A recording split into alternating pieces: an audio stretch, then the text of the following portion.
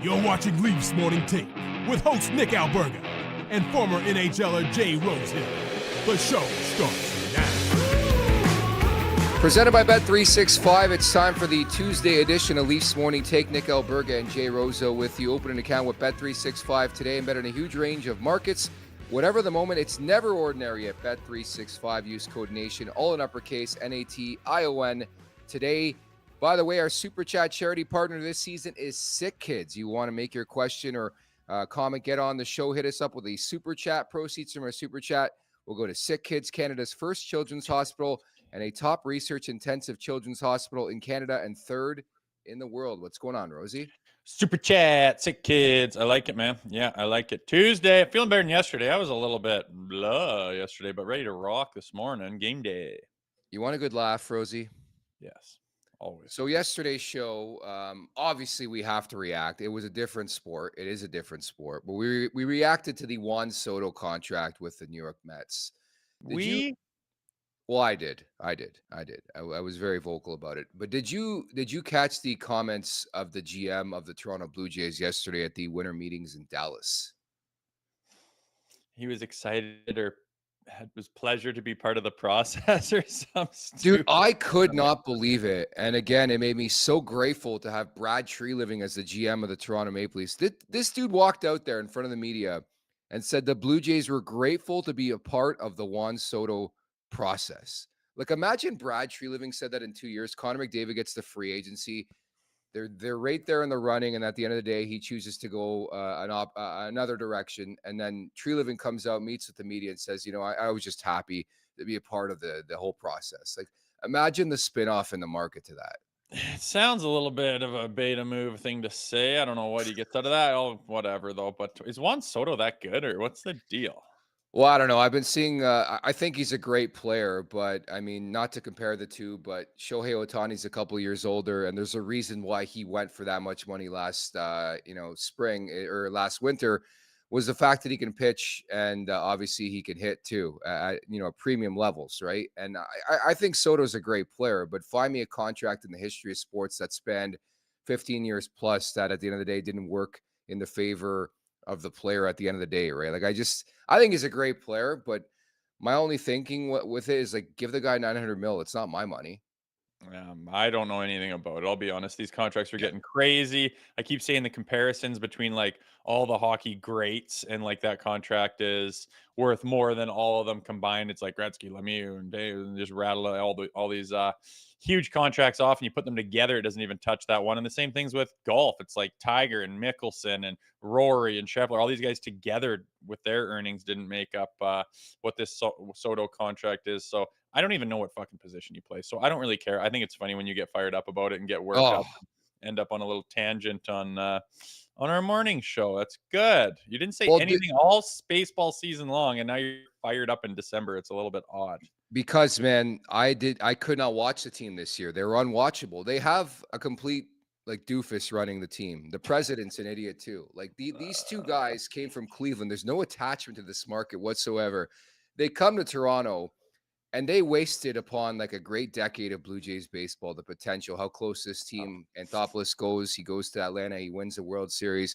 These guys don't know how to run a team, man. They have no feel for the market whatsoever. And that's what drives me nuts. And all I could think about watching the comments and watching that scrum with Atkins is how grateful I am that neither of those guys are running the Maple Leafs, and we have Brad Treliving, and we feel good about this team right now.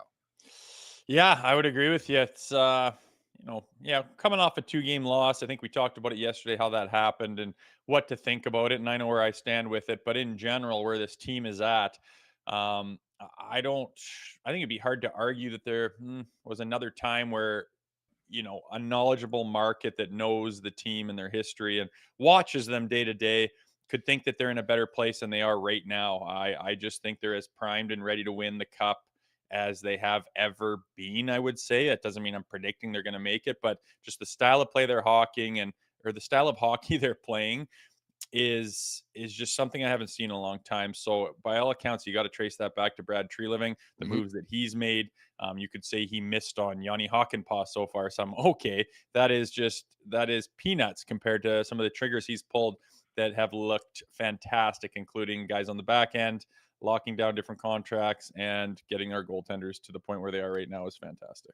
It's funny. I wrote an article for the LeafsNation.com available right now, talking about again how grateful I am to have Brad Treliving and not those dopes who are running the Blue Jays. But there was a caveat I had to at the end of the article, talking about Brendan Shanahan and how he is very stubborn and does the same old same. And I think there is a pathway where I start to rant about the Maple Leafs the way I did just now about the Blue Jays, if you catch my drift. That's running it back again with the same guys who can't win for the last decade.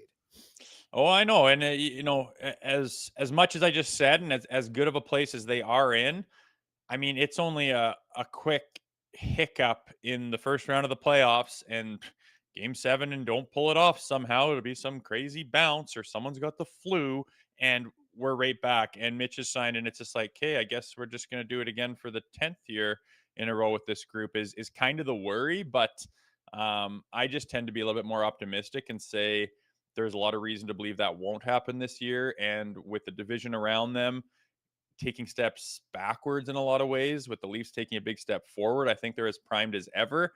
I don't want to go to the point of thinking about it being the end of the first round and we're having the same goddamn conversation that we have every single year. I can't go there mentally, but it is thin margins. There's no question. It's the NHL, man. I can go anywhere mentally, including Palm Beach, Florida. Did you catch the rare appearance with the media? I guess he does this yearly appearance with Gino Reda of TSN at the Board of Governors meetings. But Brendan Shanahan spoke. It was like a 6-minute video. I won't lie. I watched about a minute and a half, and I just called it.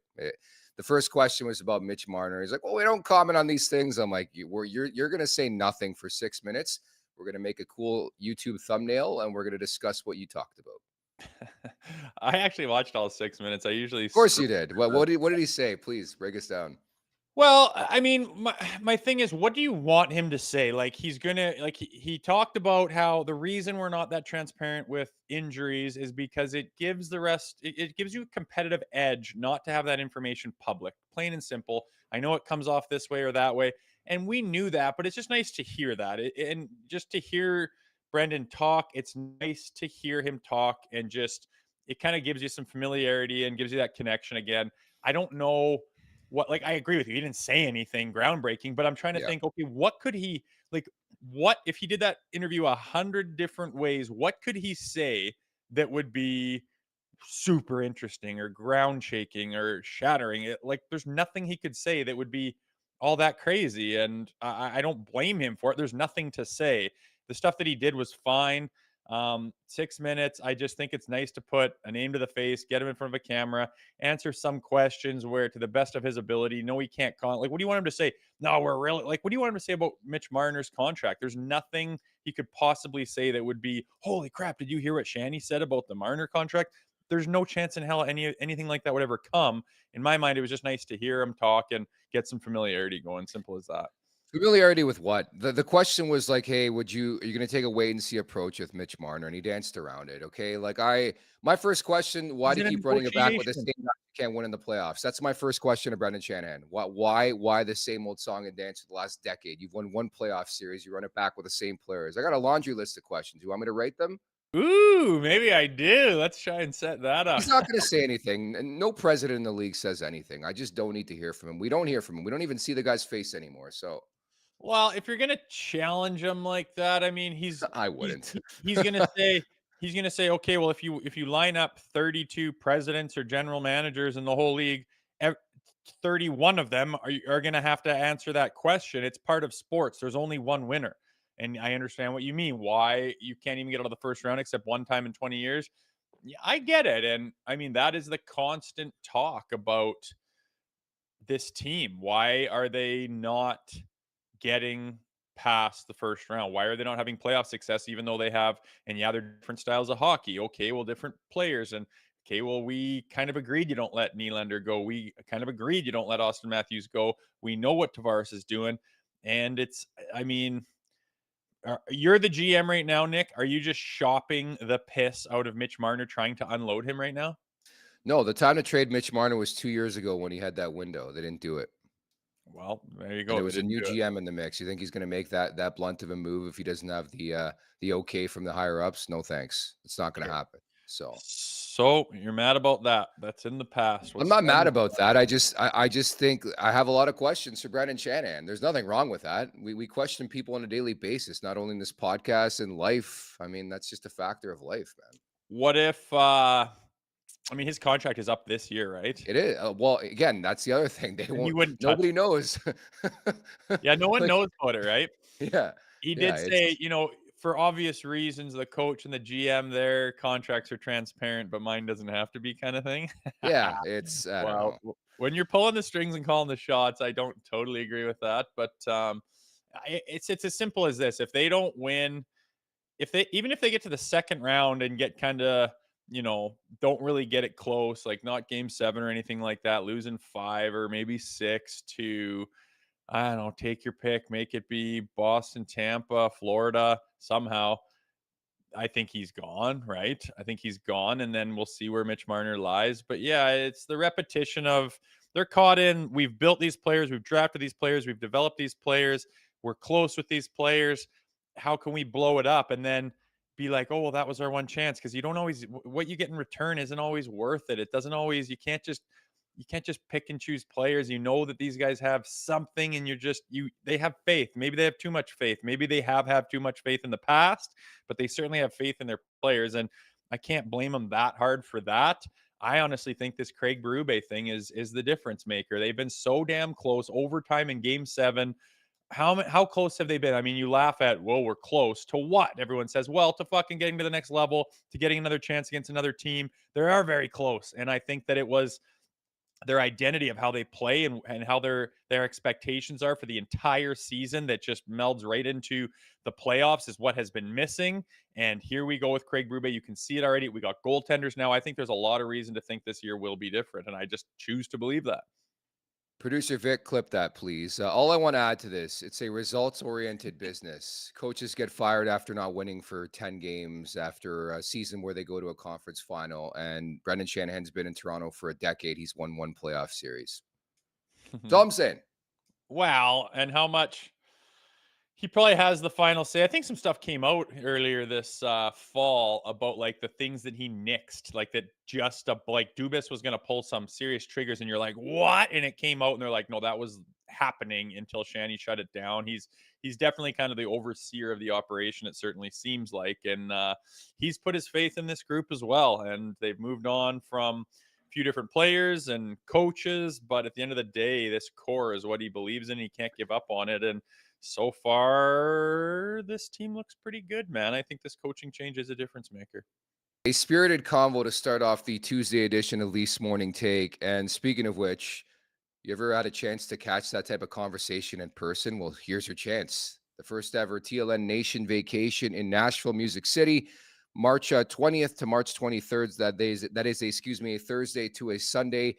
You can sign up today. We got a lot coming up on that trip, including the Toronto-Nashville game, which should be a lot of fun. We're going to do some live pods in person. We've got a lot coming in that trip, and just hanging out with our fans and our listeners and our viewers, man. I love it. I know there's 2 different options too. One that includes flights and one that doesn't. If you want to use your points on your credit card or however you do it, then it looks pretty reasonable to get down to Nashville, spend some days, nice hotel near the Strip. We're doing all kinds of events. We're doing shows, live shows, going to a hockey game, and by all accounts, going to be a hell of a lot of fun. So looking forward to that getting filled up, and we're going to be jetting off before you know it. I'm very pumped for that trip.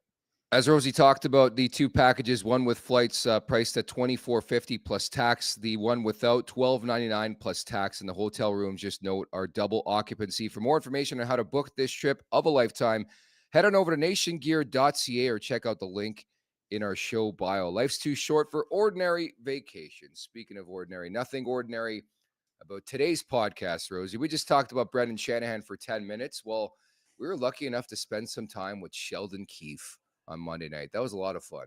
Yes, it was. Sat down and picked his brain. He was what you would think he would be. Very cordial, smart dude, talking about his time in Toronto, his new experience here in Jersey as he faces the Toronto Maple Leafs tonight. But yeah, nice to sit down with Sheldon Keefe. Good get for this show. And, the history of him in Toronto, it was good to sit down with him for a few minutes. Sometimes our chat concerns me. Michael writes in, do we get to room with Nikki or Jay? gross. I never know. I mean, we might end up having a little shaker in one of those rooms and see what happens. What a question. Yeah, you Uh, get to room with Jay Rosehill. That's part of the allure of this nation vacation. yeah, just pass me around. So yes, to echo your sentiments on Sheldon Keefe, very candid interview, did about 15 minutes. So that's coming up in about 15. For now, I want to mention as well, make sure you tune in to tonight's edition of TLN After Dark with Zach Phillips and guest myself, Nick Alberga. I'm going to break down this game with Zach coming up. Post game should be a fun one. Leafs and Devils, second of 3 this season. Of course, the homecoming for Sheldon Keefe coming on January 16th at Scotiabank Arena. Make sure to get those super chats in support of Sick Kids at the Leafs Nation 401 on YouTube. Hit that subscribe button, hit that like button. Leafs Morning Take, wherever you find your podcasts. Make sure to leave us a 5-star review. Don't forget to visit theleafsnation.com. So Leafs and Devils, the Devils have been struggling on home ice. The Maple Leafs have lost back-to-back games, Rosie, for the first time since October 22nd and 24th. Should be a good one tonight.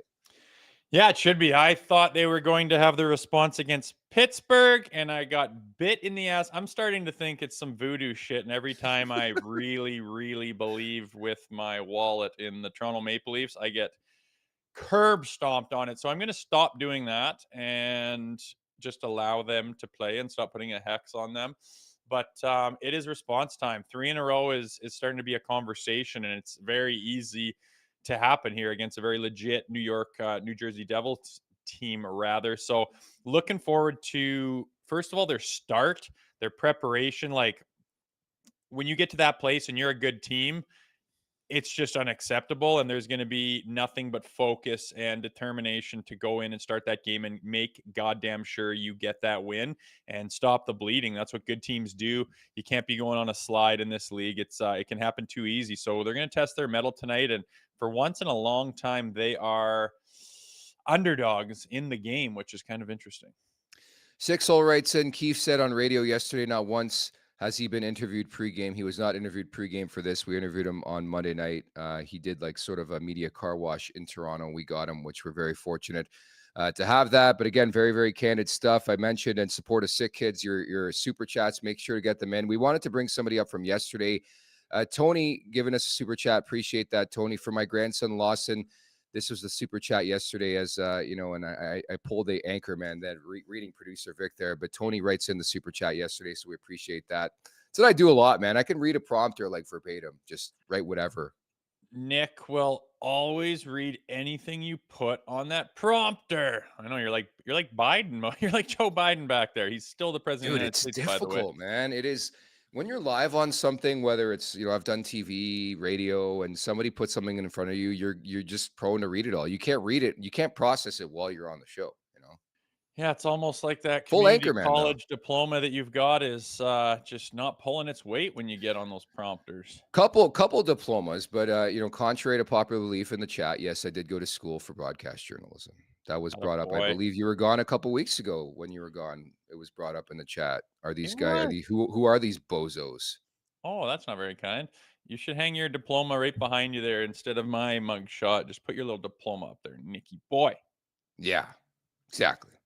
So Auston Matthews, the Leafs now 3-2-0 in 5 outings without Auston Matthews in the lineup. I need to see a bit more from Poppy tonight too. I would agree. You're that, like, people, when people are talking about, like, I'm sorry, Connor McDavid is the best player in the world, and it's not even bloody close. And when he gets on this Four Nations Cup thing, I hope that he just wins the tournament by himself, and everyone can just look, and it can just be this hammer down rubber stamp that this guy's the best that we could ever watch right now. He's head and shoulders above the rest of the league, and it's not even close. And I believe that. But, Auston and McKinnon and some of these guys get lumped in as this generational talents.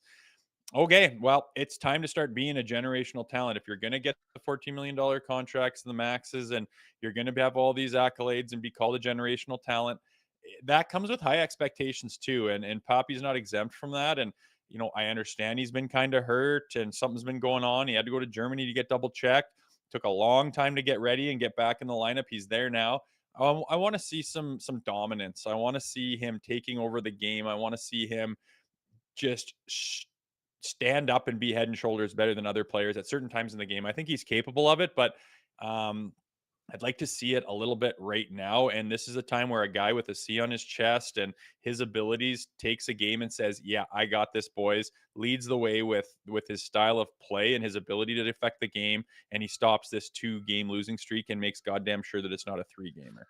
I think it's a perfect opponent. Unsurprisingly, the Devils play more of that loose style under Sheldon Keefe. They've had games that have been 7-5. They've had games that are 3-1, and that's just sort of the brand, the style that we've seen time and time again in this market. They're an excellent team, one of the best teams in the Eastern Conference. No surprise there. But I think there's going to be opportunity for the big boys to skate. We know Sheldon's teams love to skate and love to, play that type of style. I just wonder how the Leafs are going to attack this game. If you recall, game 2 of the season, they go into Newark and they put up a really, really strong effort after being shut out in the opener to the Montreal Canadiens. But I think it's a perfect opponent for like an Auston Matthews, because the likes of Heishier and Jack Hughes and others want to run and gun. And I think the Leafs, to a degree, could play that type of brand if they want to.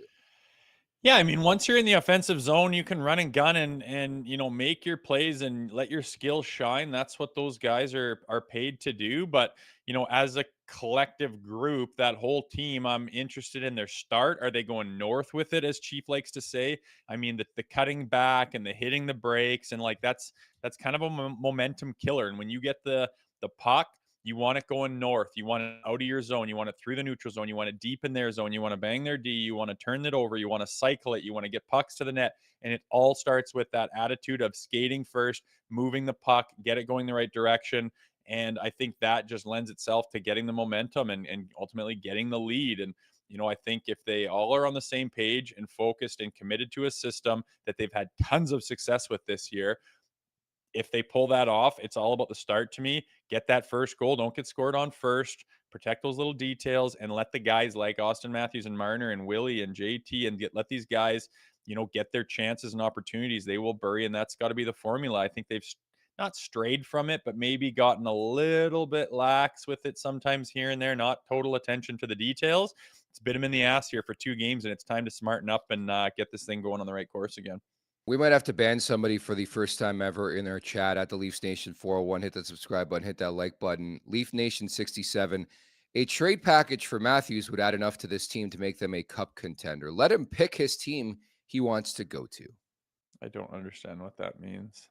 I don't even know. I don't think Auston wants to stay in Toronto. That's why he only signed a 4-year deal. He wants to go somewhere with nice weather.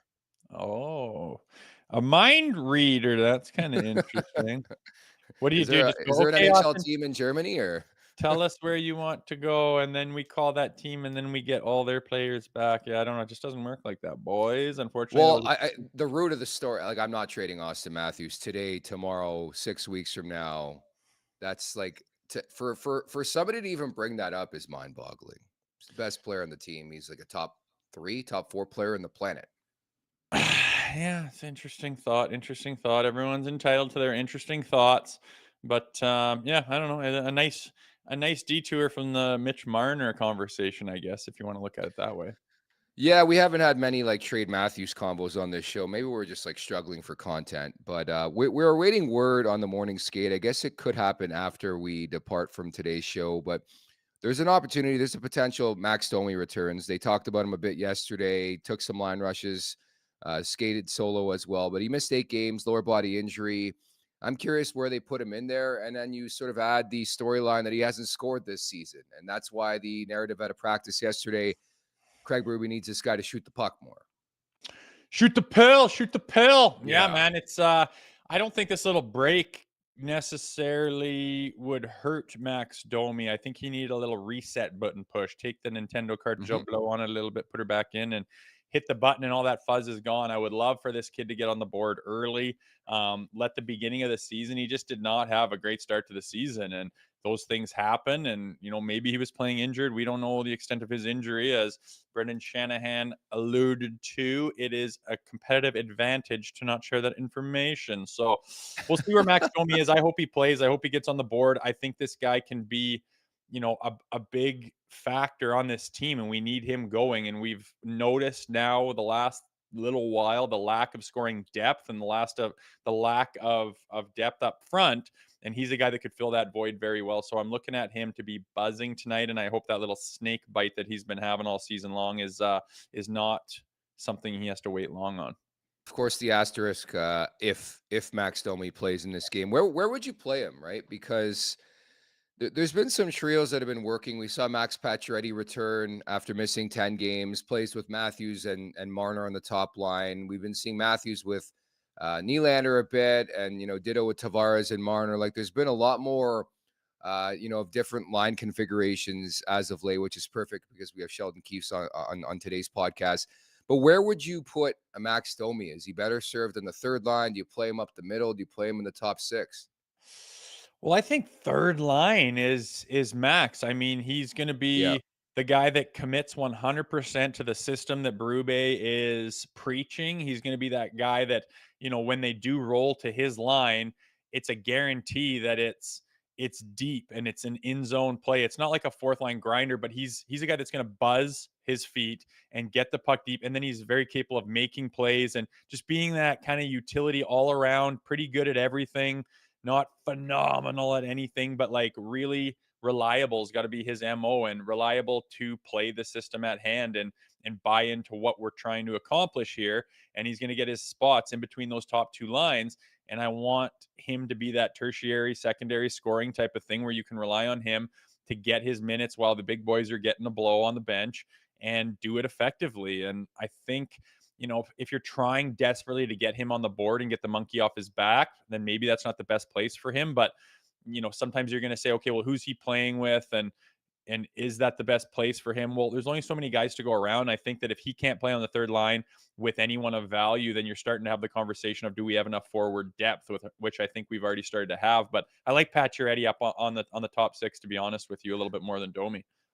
Yeah, I agree with you. I think, Pacioretty's a guy who's better served to play with better players as opposed to playing in a bottom checking role. I think he can produce more than people think. We've seen that in the bits and pieces throughout this season. I'm with you. I think Domi's a checker. I mean, I do love his versatility, though. Like, if something happens, you can move him up the lineup. But in a perfect world, you play him on that third line. And I think, the biggest fortunate you can draw from, Domi missing time is that it seems like maybe they found a short-term, maybe a long-term guy in Fraser Minton to be the 3C. Whether it's good, he's going to be that guy post-deadline, we'll see. But I think that's a really good spot to start Domi, as veteran presence on a third line alongside Fraser Minton. Yeah, that's the thing, right? There hasn't been, like, we were crying for a 3C there for quite a bit of Yeah. the beginning of the season, all the way since, you'd say training camp, or once we realized that what the team was going to shape up as. And Minton didn't seem like he took the step to earn a spot in training camp and preseason. Okay, fine. He goes and gets his legs and a quick stint down on the Marlies. And when he does come up due to injuries, he looks damn good. And when you look at Max Domi, it's like, well, who the hell does he play with? How is he going to be effective on the third line if it's just kind of him on his own with, take your pick of some of the random guys that you might have to play with? Now all of a sudden you got Minton, and I think that in a perfect world, you put them together and they just have chemistry. They both work. They both understand the game. They're not scared to have that little bit of third line checking, attitude towards them, but both very capable of making plays. And on a team that's kind of, looking for that tertiary, secondary scoring, and for a playoff run to be successful, you have to have those guys in those roles producing. And I think the potential for those two and whoever plays with them to find success and be like, there's a very viable line that we can go to in all kinds of situations, roll the lines. We don't have to rely so heavily on three guys to do everything on the top two lines. It's got a lot of potential. So my fingers are crossed that that's what happens and that works, and they find chemistry and feed off each other, and their games complement each other really well, is my hope, because it's got potential to be a really good fit. In support of Sick Kids, make sure to get those super chats in. Also, make sure to hit that subscribe and like button at the Leafs Nation 401. Once again, at the Leafs Nation 401. Hit that subscribe button. Hit that like button. Jake McKay practiced on Monday. No word if he'll be able to play in this game. He's missed 4 games with an upper body injury. I think we both preached on Monday that Phil Myers has been pretty serviceable, filling in the meantime, which is great to see. I think a guy like Benoit's played pretty steady as of late. There's a lot to pick positively from the blue line, which is great to see on a daily basis. 4-game week for the Leafs, as we talked about last week as well, Rosie. At New Jersey, home to Anaheim. Then you got at Detroit Saturday, then home to Buffalo on Sunday. Very likely, I think Anthony Stolarz starts in this game, but how would you deploy the rest of the week when it comes to Stolarz and Wool here? I think keep switch hitting them until Yeah. something happens. If we get out, it's like just switch hit. If Stoli doesn't have a great, I think he's going to play by all accounts today. If he doesn't Yeah. have a great game tonight, then you're going to go to Wool, right? But if he stands on his head and like steals the game, I think you're still going to go to Wool. Like I just don't see why overloading one guy or the other. Like if you get that win and you play solid, having a like because it's such a compact schedule, then it's not going to benefit to overload anybody, right? Like you still are going to be playing in a very short amount of time by switch hitting it. That's just the nature of this schedule this year. So I just can't see a scenario where it makes sense where they don't just switch hit these guys. It's been working so far. So if you recall, Anthony Stolarz was the backup coming into the season. Joseph Woll was to start the first game against the Montreal Canadiens, and Woll goes down, so Stolarz starts the opener, and then Dennis Hildeby starts game 2 against New Jersey, which means Stolarz on track to start this game. He's a New Jersey native.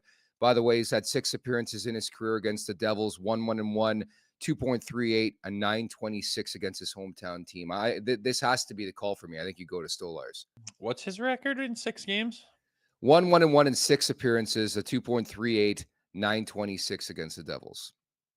So we got chucked in there late, 3 of those games type of thing. Yeah. Likely, yes. Cool. Yeah, you could play that angle. I'm not sure if he was a big fan of the Devils growing up or what the deal was, but there's that familiarity being from there. I mean, he's playing so damn good. I can't imagine no matter who he's playing against, he wouldn't be hyper-focused, ready to rock. So looking for him to continue doing what he's doing. It's a long season, though. I mean, as hot as our goalies have been, which is fantastic, it's very difficult to have both guys firing on all cylinders at that level for the entirety of the season. So if one of them starts to have a hiccup or, a couple of easier ones that they want to have back, like that's just the normal things that happen to an athlete. Like, I just think the expectations, as much as they've given us, it's tough for them because then you got to play up to that standard, like all the time, which is pretty crazy to do in this league for an extended period of time. But I'm just hoping it lasts as long as possible. And by all accounts, they're super capable of playing that way. The sky's the limit. They have potential to do this in the playoffs. But I have tempered expectations as far as I don't demand them to play with a 9.4 save percentage for 7 months straight. It's kind of crazy to expect. Just to tee up this Sheldon Keefe interview, I was sort of chuckling internally when you asked the question, and kudos to you about, how much better he feels having like an Allen and a Markstrom. See how quickly he lit up, how quickly he answered that question. I know. I was like, you didn't exactly have the tandem that they have right now. True, but though. Now you got it over there. And yeah, it was a fight, the goaltending situation with through his tenure. It never really had someone that was extremely reliable and didn't have a couple of question marks beside their abilities. Sheldon's very zen, very chill right now, and all the credit to him. There's a reason why he was unemployed for a couple days. He's an excellent coach. I just, again, feel like it was time for a change in Toronto. Craig Berube's doing some great work, and so is Sheldon Keefe with New Jersey. Looking forward to the second matchup of 3 this season with the Devils and the Leafs. The following interview is brought to you by Charm Diamond Centers. Get custom ring building delivered in less than 4 weeks with the Charm Masterpiece program and an unbeatable pricing policy. Charm Diamond Centers is proudly Canadian-owned and operated since 1972, with more than 85 locations across the country through Charm and their sister brands. For more information, go to charmdiamondcenters.com. Without further ado, here is Sheldon Keefe. Enjoy. First and foremost, Sheldon, thank you so much for taking some time today. Really appreciate this. Does it sort of help that you got the first one over with early in the season here against the Leafs?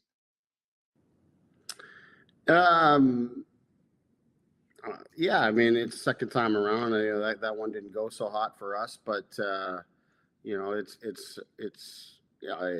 feels not so much that it's the second time playing the Leafs, but just even we're so much further into the schedule now. I'm so much more comfortable here in New Jersey. As odd as it sounds, even like, in that game we coached so early in the season, like even the colors were off to me. You get so used to seeing blue and white for 9 years, Leafs and Marlies, and all of a sudden they're on the other side, and that felt weird. But very comfortable in red and black here right now. And as you mentioned, you got pretty comfortable being around Toronto. You spent just about 10 years with Maple Leafs organization between the Marlies and the Maple Leafs. What are some of the differences between coaching in a market like Toronto and now getting a taste to test other markets? Yeah, I mean, honestly, the first thing I'd say is there's way more similarities than there are differences. Just because it's the NHL, you know, the demands of the league and the schedule and the competition is just so high. You're so caught up in the daily routines of practice day, game day, off day, and preparing for each game. So that feels very similar. The players and all the challenges of building a team, all that is very similar. Of course, the market is different and the demands on the media side are different, and just the overall feel is different. I mean, it's no secret there's a lot of pressure in Toronto and expectation to deliver, and the fans certainly deserve a win. And big reason why I'm not there any longer is my inability to push the team through, and they sort of get rid of some of that heaviness, and get a fresh start there with Chief, which I think is great, and they're obviously rolling well. So coming here, it's felt similar. It's different life. It's different, living here. My family is actually still living back in Toronto, and I'm here and kind of grinding away and working and trying to manage life as best I can, and still getting back to Toronto here and there on off days and such to be with them and still be present when I can. But managing all that has been, it's been good. It's been fun. Change is good on both sides, I think. I'm living that now. I was going to ask you, I mean, you worked alongside Kyle Dubas for such a long period of time. What's that relationship been like now with Tom Fitzgerald in New Jersey? It's been really good. I mean, it's been, of course, that's one of the most interesting things here, going from a place where 9 years you worked and you're so comfortable and, so many people, you develop so many relationships. And then I come into a situation here in New Jersey where I literally know zero people, zero in the organization, zero players. Tom Fitzgerald himself, I had never met until engaging in this process, which, first of all, that was somewhat reassuring on a personal level, that outside of the organization in Toronto, someone I didn't know was recognizing the work being done and believed in me enough to present me with an opportunity such as this. So that in itself was reassuring and makes you feel good. And I think that trust and respect that we have is really helped us get off to a good start with our relationship. And I think we recognize where the team needs to go and are aligned in how to get there. Yeah, and you mentioned you weren't really familiar with the personnel in New Jersey, but I don't think anyone's surprised that you guys are off to a fantastic start under your tenure. With this new group of players that you're coaching, what are some of the strengths that they have, and what are some of the things that you're working on as well? Well, there's no doubt we've got a good mix of guys. I think Fitz really in the offseason addressed some of the areas that needed to be addressed in terms of shoring up the defense and getting more experience there. Same with the goaltending. I think every team is always trying to get better in those areas, but certainly New Jersey, not unlike Toronto, has really been working for years to get that right and make some changes. And Fitz did that. Added some guys on forward as well to sort of, get a little bit bigger and heavier on the wings and stuff like that to complement the high-end skill. I mean, Jack Hughes and Jesper Bratt are elite younger players and have just got incredible ability to manage the puck and make plays and are electric in so many ways. And then Nico Hischier's, can kind of do it all. He's off to a terrific start here and been so much fun to watch him, and he's a young captain, but just takes on so much on a daily basis and found ways to score quite a bit this year, but takes on some very heavy lifting defensively and doesn't complain or think about it twice. He just goes out and does the job. So we've got lots of different things there. And I think what we really set out to do is be good in all areas of the game. You don't know what the game is going to present. Different things happen, or different things are required in different times throughout a season or throughout a game. We wanted to be in the upper part of the league in all facets, and we wanted to be good at everything. And so far, we like where we're at. As we want to be in the top 10 in goals for, we're there. We want to be in top 10s in goals against, we're there. We want to be good on special teams, we're in a good place there. Even on the physical side of it, we're right at the top of the league in hits, and we're near the top of the league in fighting majors. Like the group is pretty well-rounded, and that's a credit to Fitz and the buy-in of the players. And we've been committed to putting together a good competitive team since day one of camp, and it's been fun so far. And the best part of it is that I go to the rink each day with a long list of things that I want to get better at, and we need to get better at. So we think we can continue to grow here. Your former assistant, Spencer Carberry, is absolutely killing it in Washington. How good does it make you to feel to have, some of your guys really exceed in head coaching roles in this league? Yeah, I'm so happy for Spencer, except the fact that he's thriving in our division. I don't love that, but he really had. We've already played Washington 4 times. In fact, we don't play them again in the regular season. We're already done with them, and having to play a team of that caliber 4 times already this part of the year was not easy on us. We're fortunate. We won 2 of them, lost 1 in overtime, and lost the final 1 in regulation just last week, but. He's done an incredible job there. I'm so happy for him. He's just such a tremendous person. First of all, he was great for me on our staff in Toronto. And first of all, to be willing to go from, coach of the year in the American Hockey League to then I had sort of asked him to consider joining us in the assistant coach role in Toronto. And I thought he was firmly on his path to being a head coach in the NHL, whether he took our position or not. But grateful for our time together. Happy he's doing really well, and not surprised because he's a smart guy that works incredibly hard, and that team's really rolling right now. Mm-hmm. Matthew Knies is a name that comes up on our show a lot as a guy that's just been a force on this Maple Leafs roster. You were there for a front row seat and to help get this kid into the league and, condition him to making that big step from NCAA to the National Hockey League. What is it about him that's able to make such a huge impact in such a short amount of time? Well, you know what? He's guy. Of course, I heard a lot of the hype and a lot of the excitement, that was happening when he was in the NCAA, and you're watching, and you never quite know how that's going to translate. And yeah, from the moment he landed in Toronto, or I think he joined us in South Florida actually for the Panthers for a regular season game. I think it might have been his first game, but. I was just so impressed with this guy's ability to skate, play at such a high pace with such strength and power. But he also has, to me, there's a real separator. Some players to have the ability to what I call kind of connecting, their mind, their hands, and their feet, like their brain, their hands, and their feet. Like things can happen at such a fast pace where he can see things and connect things, make plays at his size and strength. Not a lot of guys can do it. Auston Matthews at that size does it at a level that very few can. But Matthew Knies has got that, and I described him when he arrived as a game changer for us, just because we were looking for so long for a left winger. That could come in and solidify that group. And last season, I think he. It was like a lot of first-year players is kind of figuring it out, learning the league and learning how to play over 82 games. But if you look back, even that first playoff when he joined us fresh out of the NCAA, I mean, I wish I could have 2 or 3 of them. I was trying them on different lines and playing on the top line, playing him on the checking line, just trying to utilize his skills. And we lost him in that Florida series. That was a big deal.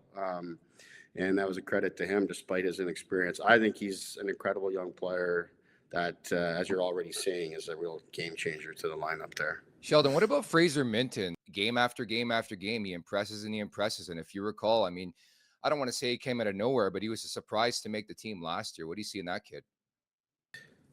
Very similar in terms of impact. Like, you get to spend some time with Fraser Minton. First of all, he's just a super kid, and highly intelligent, which translates to the ice. But then he's just got good intangibles. He's got good size about him. He can make a play. He can score a goal. But can be relied upon defensively. Just another guy. I mean, you saw last year, part of him making the team for us out of camp was partially how he had played, but partially also it's like, we really need a guy like this. And if we can just make this happen and sort of speed up his development, it would really help us that much more. Turned out that he just wasn't quite ready, but it was very apparent he's going to be a very successful NHLer and another guy that I think, in time will be exactly what the team needs. And that time might just be now. He certainly seems as though he's playing well. I've started to watch a little bit today to get prepared for tomorrow, but I follow enough on the team and statistically and analytically and what's going on to see that he's making an impact. Right now, the Toronto Maple Leafs are blessed with this goaltending tandem of Stolarz and Wall, who have been fantastic. You didn't exactly have a tandem like that during your tenure in Toronto, but now with the New Jersey Devils, you have Jacob Markstrom and Jake Allen, who are a fantastic duo as well. How much of a difference is it to have two guys where you can absolutely rely on both of them at any point in the season? Yeah, I think it's really important. It's becoming more important. Seems by the year, that it's just consistently the teams that have the good tandem are really thriving. This season with the Four Nations tournament, seems the schedule is even more condensed than normal. So having to lean on two guys is really important.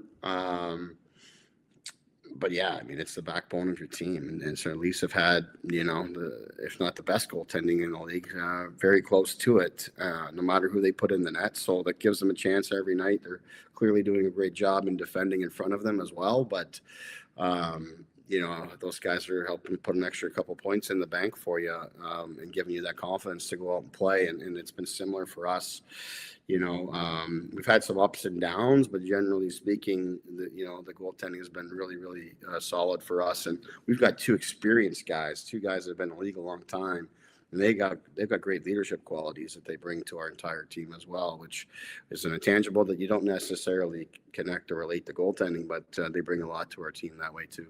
Sheldon, a bit of a two-pronged question. So I'm from Oakville, and I've known about the Hughes brothers for a long period of time. In fact, they skated at BTNL. Were you familiar with these guys like years back, dating back to your time even with the Marlies? And what do you think the prospects of Matthews and Hughes playing on the same line at the Four Nations? Well, I mean, them growing up, of course, you do hear their name in the area, and actually it's a strange connection. But like years ago when I was coaching in the OHL, the Sioux Greyhounds, their dad, Jim Hughes, was director of player development for the Leafs, and we had the bulldozer David Brohl in Sault Ste. Marie. So he'd come around and watch. Actually, strange connection to the whole thing, but David Brohl was in New Jersey just the other day, and I shot him a couple tickets to come watch the game. He was hanging out in New York City, but so I was certainly aware of them. You hear their name coming up. Greg Walters, another friend of mine. I remember going to watch and play at 16 Mile Arena in Oakville as Georgetown Raiders were playing a playoff game against the Oakville Blades, and I can't remember the number that he was wearing at the time, but after the game, I said, "Who is that number?" I don't know. We'll pick a number, but I said, "Who is that? That guy must be like 19, 20 years old." He said, "No, that's Jack Hughes. He's 15." And that was the first time I ever saw him play. So that's it. But exceptional guys in terms of them. Like I see a lot of the way he plays the game, the way he controls the offensive zone, the way he draws coverage to him. It's not unlike Mitch Marner in that way. So, if whoever they decide to use, Auston or Jack, they'll find a way to have success. But together, I think, there could be some pretty good stuff there for those teams to contend with. Lastly, have you thought about January 16th at all and what it's going to feel returning to Toronto here? Haven't thought about it much, quite honestly. I know it's on the calendar as a chance for me to get home, and I got nothing but love for the people in the organization. I was given such an incredible opportunity there, from Larry Tannenbaum to Brendan Shanahan, all the way through, and even to keep me there beyond, Kyle Dubas leaving and have another crack at it last year. So I'm truly grateful for the people there, and there's so many wonderful people in the organization that I've got relationships with that treated me so well. In fact, the Leafs are in town here, I'm going to get off here and go and meet up and have some dinner with some of the folks on the coaching staff that I had worked with there. That you just have these connections. You work with these guys every day. In so many cases, you're spending more time with these people than you are your own family in the season. And I'm happy that the team has continued to press along and do even better, and wish them nothing but the best, except for tomorrow night or anytime we meet up. But it's going to be great. It's going to be different being on the other side. Never coached on the other bench in that building, whether it was Leafs or Marlies, and that's going to be different. But I think there's a lot of hockey to play between now and then, including tomorrow night. We got to sort out our play in our own building first. You've been a class act since day one. You're an exceptional NHL coach, Sheldon. I can't thank you enough for your time today. Really, really appreciate it. My pleasure, guys. Take care. Thank you. How about that? First time ever, Sheldon Keefe on Leafs Morning Take. First and foremost, again, many thanks to the Devils and Keefe for agreeing to do the interview. That was a lot of fun, man. It's always interesting, intriguing to pick the brain of somebody who is no longer here, but it seems like he's in really good spirits now with the Devils. Yeah, there you have it. Good little interview to do. Didn't have a chance to get him while he was with the Leafs, but nice to catch up with him. And as you can see, stand-up guy all the way. It's funny, their PR guy gave us a little warning of be nice. I know you've been hard on people before. I was like, what have we ever said about Sheldon Keefe? I thought we were fairly good supporters of him, and I was thrown off by that. Maybe it was just like a generality, but we weren't that harsh on Sheldon Keefe. I think at the end of the line, we both agreed that he was a great coach. It was just time for a new coach. Like, there's nothing wrong with that. I don't think anyone disagreed with that. He didn't even disagree with that. Shanny didn't. Like, it was kind of a no-brainer. That's what happens in this biz after a certain amount of time. When you have a few cracks, that doesn't work. That's the quickest, easiest change to make. And by all accounts, it has worked for all parties involved. In support of Sick Kids, once again, Tony, we got to you earlier on, but he sends us another super chat. We really appreciate that. Just saying for Sick Kids. I think it's a really cool initiative that got underway on this podcast yesterday. So thank you very much to Tony. And it'll be intriguing to see moving forward how this Leafs team looks closer and closer to the deadline. And you never know down the road, maybe it's the Leafs and the Devils in the playoffs, man. That'd be some great theater. You never know. You never know what's going to happen. But like I said, the number one mentality today is to get this losing streak snapped up by being uber prepared for this one. I can only imagine Chief will take an extra few minutes here to make sure these guys get their heads screwed on straight and ready for the puck drop right away. It's time for the last call, brought to you by Bet365. Open an account with Bet365 today and bet on a huge range of markets, whatever the moment. It's never ordinary at Bet365. Use code NATION, all in uppercase today. That's NATION, all in uppercase. You got something you're looking at tonight, Rosie? Yeah, nothing crazy. I wasn't going to take the game line really at all until I saw that they were favored. I think I got them at plus 110, maybe you plus 115 or 20. So I'm going to take the Leafs, thinking they're going to get the win tonight and actually respond. I also sprinkling a little bit on a Willie Nylander anytime goal. I just see him burying tonight. Simple as that. I like that. I'm going to go back to the Matthews well. It's not like calling my shot type of selection, but Auston Matthews is the best goal scorer on the planet. I think he scores. He's a couple games where he didn't score over the weekend. So I think by process of the math, he scores. And maybe I take a bit of a flyer on Max Pacioretty to score in this game too. He's from Connecticut, so it's like close-ish, I guess. Really getting down to the nitty-gritty. But yeah, by all accounts, he's capable, so I don't mind it. Leaf Nation 67 also writes in, Nick, take Domi. That was Leaf Nation 67's call from earlier on. If Max Domi does come back, he likes him to get 1-1 in this game. So a multi-point effort for Domi. Oh, baby, that would pay out if you ask me. A little parlay situation. Interesting. I would like to see some value in that one. Patrick G. Mafia OEL goal. That would be a long shot call. I like that. I like the guys thinking we're going to spread the wealth out a little bit. I'm all for that. Spread those Genos around the front end and back end, apparently. YCF, baby. Hopefully I'm pronouncing it right. If there's a hit prop, got to hammer that for Patches. He loves to throw that body around, man. I love watching Patches go to work. Yeah, one of the young guys do that too, crying out loud. His body's got to be barking a little bit. Everyone can follow that lead if that is the case. I like it. Rosie, that's going to do it for today's edition of the show. Any last words before we tee things up for tomorrow?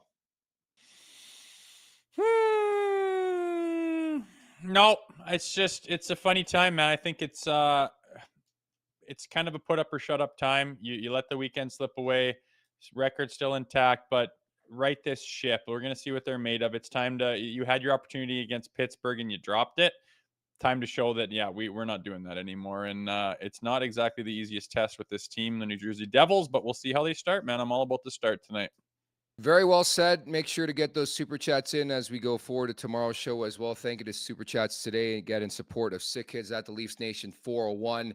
Hit that subscribe button, hit that like button. Thank you to everybody in the chat. You guys are great. Again, many thanks to the Devils and PR team for setting up the interview with Sheldon Keefe. It was a lot of fun. We're going to post that. So go check it out if you missed it, either in podcast form or here on YouTube. Again, thanks to producer Vic. For Jay Rosehill, I'm Nick Alberga. We'll be back on Wednesday to recap everything from today. Take care.